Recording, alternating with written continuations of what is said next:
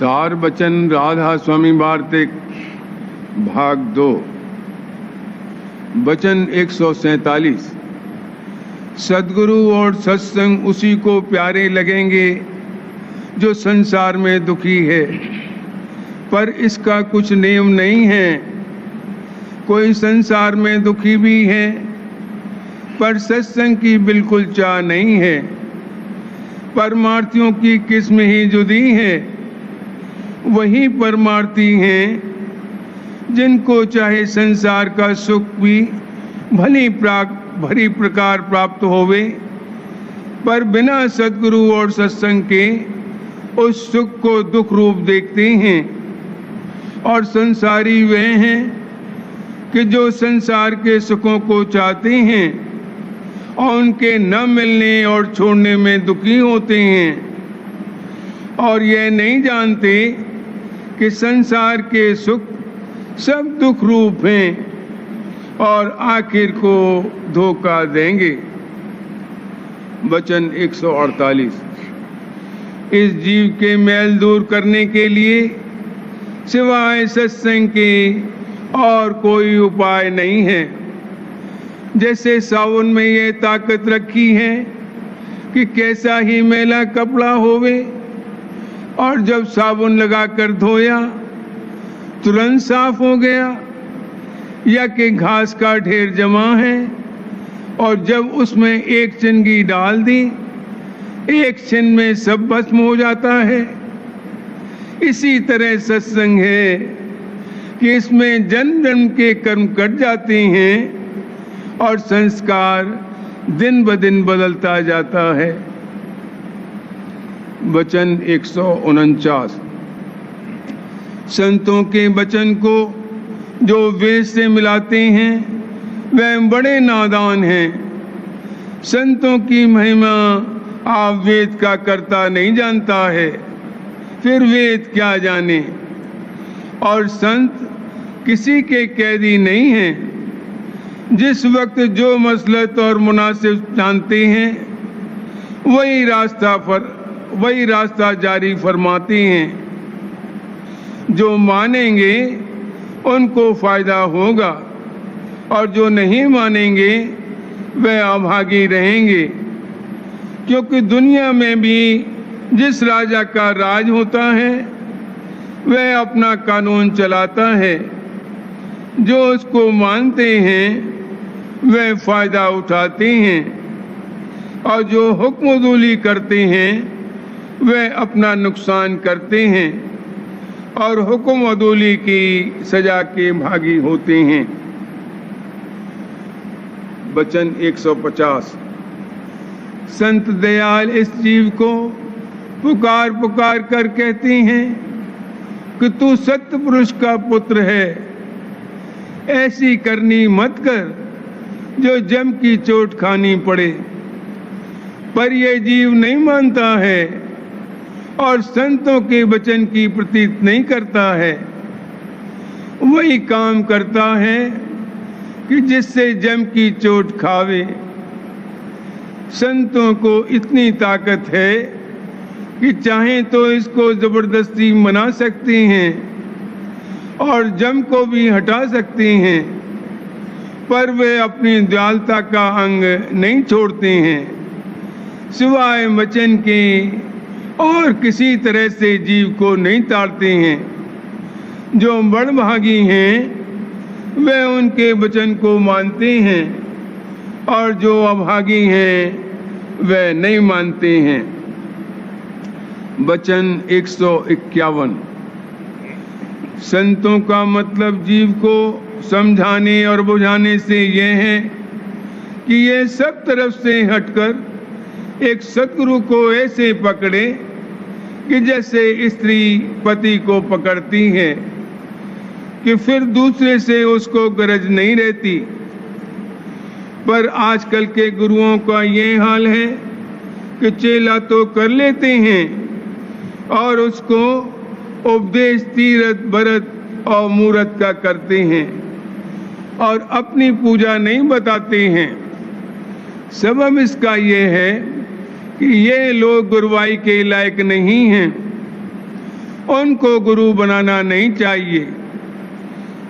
ये तो आप ही भरमे हुए हैं और औरों को भी भरमाते और भटकाते हैं।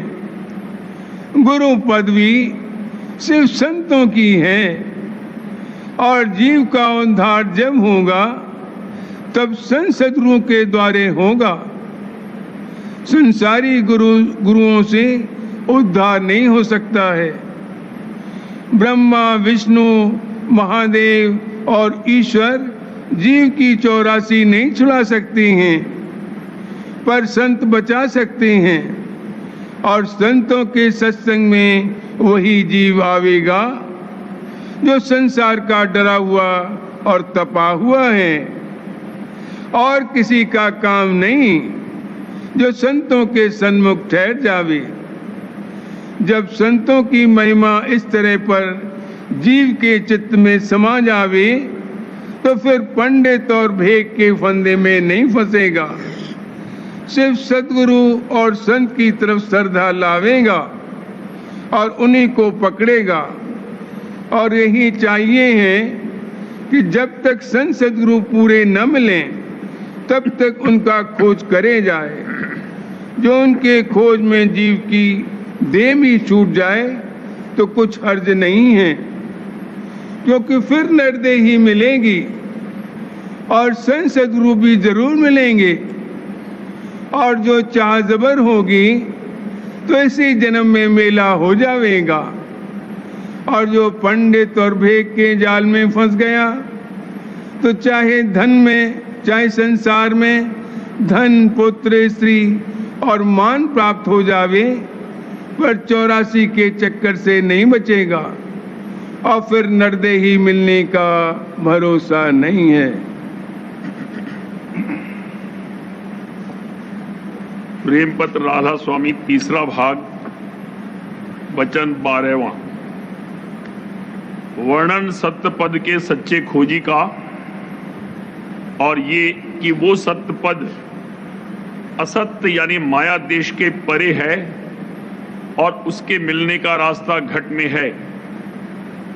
और इस रचना में उस सत्य की सिर्फ किरणें आई हैं और उन्हीं की सत्ता से यहाँ की कुल कार्रवाई हो रही है। सच्चा खोजी सत्य पद का वो है कि जिसको सच्ची चाह इस बात की है कि सत्य वस्तु को तहकीक करे कि वो क्या है और कहाँ है और कैसे मिले। और इस खोज करने में जब उसका सही पता लग जावे तो उस सत्य वस्तु के हासिल करने में किसी तरह की उसके मन में अटक या लज्जा और शर्म और खौफ न रहे, और न किसी तरह की किसी में उसकी टेक या पक्ष होवे,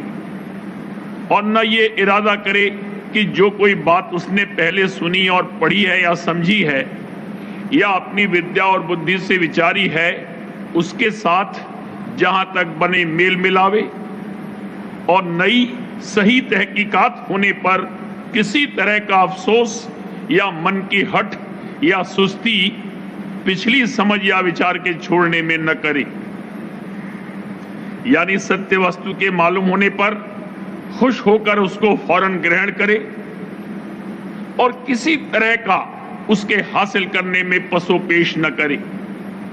और अपनी पिछली समझ और विचार के गलत साबित होने पर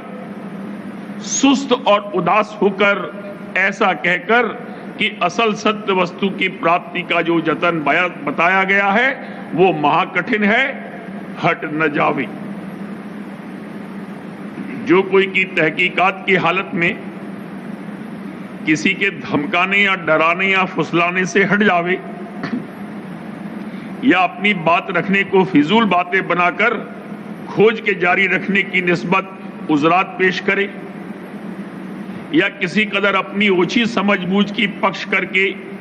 साफ अकल के साथ वचन न सुने और न समझना चाहे, या कोई ओछी दलील पेश करके सरी सच्ची बात को न माने और न कबूल करे, या सच्ची वस्तु के लखाने वाले और उसके संगियों में अवगुण देखे, या उनकी चाल ढाल पर बेसमझे बूझे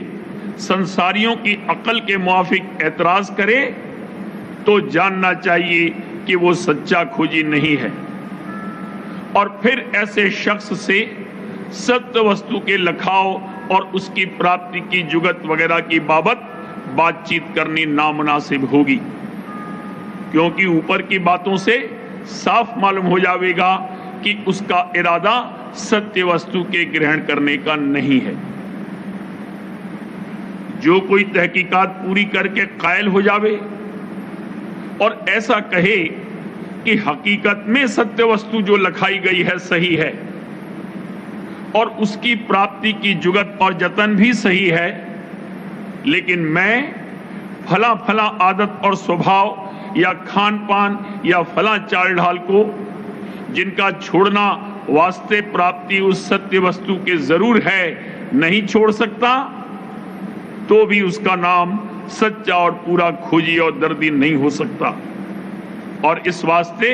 उससे भेद की बातें कहना मुनासिब न होगा। अब समझना चाहिए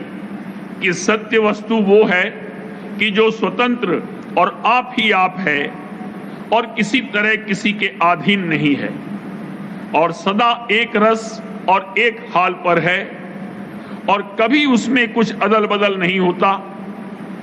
और जो महाप्रेम और महाआनंद और महाचैतन्य और महाज्ञान स्वरूप है, और जो कुछ की जहां तहां सिवाय उसके है या नजर आता है वो सब उसके अधीन है और उसी की सत्ता से कायम है। अब गौर करो कि इस लोक में जो कुछ की नजर आता है वो सदा एक रस कायम नहीं रहता, यानी नाशमान है, लेकिन जितने अरसे तक की यहां की हर किस्म की रचना ठहरी हुई नजर आती है वो उसी सत्य की सत्ता से कायम है, यानी वो सत्ता किरण रूप अथवा सूरत स्वरूप से या हर एक देह में मौजूद होकर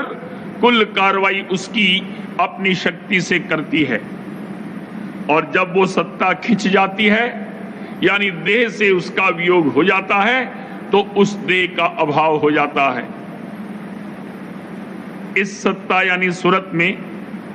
थोड़ी बहुत वही ताकत और शक्ति है जो कि उसके भंडार यानी कुल मालिक में है, और वही सच्चा सत्य पद है, और ये सूरत उसकी अंश यानी किरण है। ये हाल हर एक चीज यानी दरख्त और जानदार के बीज से जिस वक्त की प्रथम धार उसमें से निकलती यानी कुल्ला फूटता है और सूरत अपना ज़हूर करती है, साफ जाहिर होता है कि उसी वक्त से जितनी शक्तियां कुदरत की हैं, जैसे 5 तत्व और 3 गुण और रोशनी और बिजली की शक्ति और खींच शक्ति और हटाव शक्ति और बनाव शक्ति और संहार शक्ति वगैरह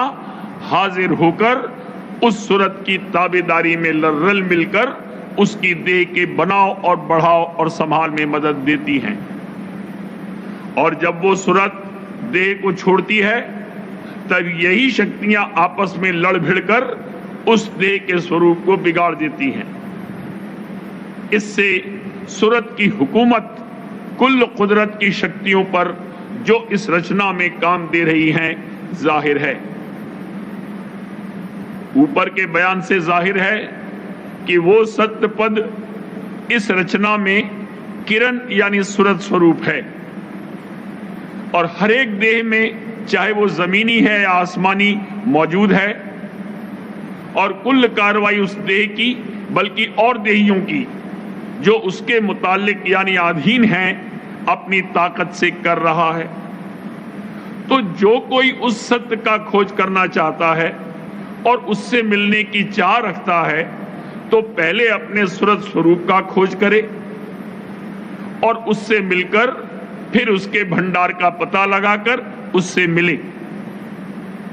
और ये पता और खोज अपने घट में लग सकता है, बाहर खोज इसका नहीं चल सकता, और न कभी बाहर जतन करने से उस सत पद से मिला होगा। जाहिर है कि जब तक सूरत का ताल्लुक यानी बंधन देही या और जानदारों और पदार्थों के साथ जो कि नाशमान हैं और हमेशा उनकी हालत बदलती रहती है रहेगा, तब तक उसको सच्चा यानी अमर सुख प्राप्त नहीं हो सकता और दुख और क्लेश वगैरह से सच्ची निवृत्ति नहीं हो सकती। इस वास्ते जो कोई अमर आनंद और सत्य पद की प्राप्ति चाहता है उसको लाजिम है कि सूरत की धार को, जो शब्द की धार है, पकड़कर अपने घट में उल्टा चले तो पहले उसको सूरत का स्वरूप जो कि संतों के 10वें द्वार यानी शून्य में है नजर आवेगा और फिर उस रूप से बदस्तूर शब्द की डोरी पकड़ के और ऊपर चढ़ के सूरत के भंडार में जो कुल मालिक का धाम और असली सत्य पद है पहुंचेगा और अमर और पूर्ण आनंद को प्राप्त होगा। इस धाम में सिवाय सत्य के और कोई दूसरी चीज नहीं है और वहां की रचना ऐन रूहानी यानी निर्मल चैतन्य की है और सदा एक रस यानी महा आनंद स्वरूप रहती है। इस देश के नीचे से प्रकृति यानी माया प्रकट हुई और नीचे नीचे उसका विस्तार ज्यादा से ज्यादा होता गया और वहां रचना मिलौनी की हुई यानी उस सत्य पद की किरनी अथवा सूरत ने माया के मसाले से अनेक रूप पैदा किए और जो कि माया का मसाला जो असल में गुबार रूप है हमेशा एक रंग और एक रूप नहीं रह सकता। इस सबब से उस माया के देश में अदल बदल और भाव अभाव की कार्रवाई हरदम जारी है और इसी सबब से दुख सुख और क्लेश वगैरह व्याप्ता है। सो जब तक कि सूरत इस हद के पार निर्मल चैतन्य यानी सत्य पद में उलट कर न जावेगी तब तक दुख सुख और जन्म मरण से सच्चा छुटकारा नहीं होगा और न असली सत्य पद की प्राप्ति होगी। इस वास्ते कुल सच्चे परमार्थियों को मुनासिब है कि असल सत्य पद का जो अनंत अपार और सदा एक रस कायम है और प्रेम और आनंद का भंडार है अपने घट में खोज लगाकर और चलने की जुगत दरियाफ्त करके जिस कदर बन सके शौक के साथ सहज सहज चलना शुरू करें और संसार और उसके भोगों में जरूरत के मुआफिक बर्ताव जारी रखें। ज्यादती में उनके परमार्थ यानी सत्य पद के मिलने के जतन में खलल पड़ेगा और जो इस तौर पर कार्रवाई करेंगे तो वे राधा स्वामी दयाल की दया से रफ्ते रफ्ते एक दिन असत्य देश से न्यारे होकर सत्य यानी निर्मल चैतन्य देश में पहुंचकर बासा पावेंगे और अमर आनंद को प्राप्त होवेंगे। और जब से कि वे सच्चे मन से प्रेम अंग लेकर अभ्यास शुरू करेंगे तो थोड़े अरसे में आहिस्ता आहिस्ता थोड़ी बहुत सत्य की प्राप्ति यानी शब्द चैतन्य से मेला होता जाएगा और उसी कदर असत्य से दूरी होती जाएगी और उसका असर भी कम होता जाएगा। और सत्य की प्राप्ति का निशान ये है कि कुल मालिक राधा स्वामी दयाल के चरणों में प्रीत और प्रतीत बढ़ती जावे और संसार और उसके पदार्थों में रगबत कम होती जावे।